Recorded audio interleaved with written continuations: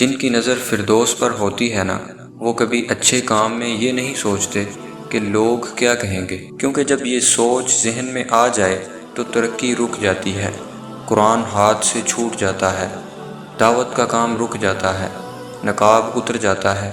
محمد عربی صلی اللہ علیہ وسلم کی سنتیں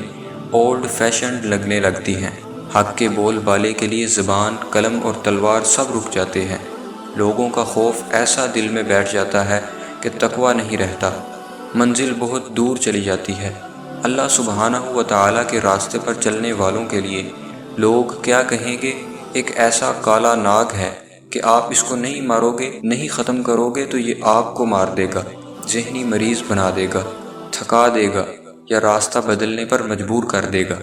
مومن کبھی نہیں سوچتا کہ لوگ کیا کہیں گے، بلکہ اس کی نظر تو اللہ سبحانہ و تعالیٰ پر ہوتی ہے۔ وہ سوچتا ہے کہ اللہ تعالیٰ کیا کہے گا جب میں روز محشر اللہ سبحانہ و تعالیٰ کے سامنے کھڑا ہوں گا۔ وہ پوچھے گا کہ نیکیوں میں سبقت کیوں نہ لے گئے، تو میں کیا جواب دوں گا؟ اللہ سبحانہ و تعالیٰ کا خوف اور محبت دل پر ایسی حاوی ہوتی ہے